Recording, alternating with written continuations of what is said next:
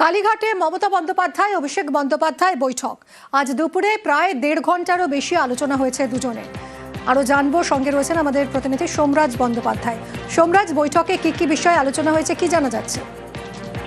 দেখো, যেটা সূত্র মারফত জানা যাচ্ছে, আজ দুপুরে কালীঘাটের বাড়িতে মুখ্যমন্ত্রী মমতা বন্দ্যোপাধ্যায় এবং তৃণমূল কংগ্রেসের সর্বভারতীয় সাধারণ সম্পাদক অভিষেক বন্দ্যোপাধ্যায়ের বৈঠক হয়।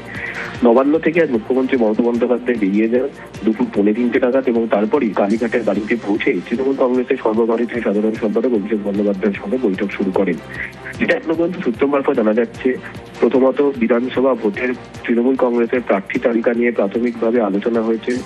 দ্বিতীয়ত, দোলযাত্রাকে উপলক্ষ করে তৃণমূল কংগ্রেসের তরফে বেশ কিছু জনসংযোগমূলক কর্মসূচি নেওয়া হতে পারে, তাকে কেন্দ্র করেও বেশ কিছু গুরুত্বপূর্ণ আলোচনা হয়েছে।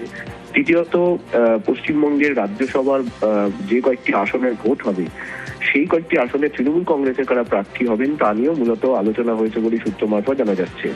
কালীঘাটের বাড়িতে আজ দুপুর 3টের পর এই বৈঠক হয় মমতা বন্দ্যোপাধ্যায় এবং অভিষেক বন্দ্যোপাধ্যায় বলে সূত্র মারফত জানা যাচ্ছে, এবং সেই বৈঠকেই এই বিষয়গুলো নিয়ে আলোচনা হয়েছে।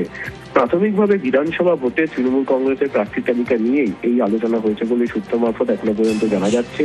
দুপুর 3টের পর এই বৈঠক শুরু হয়। ধন্যবাদ সোমরাজ।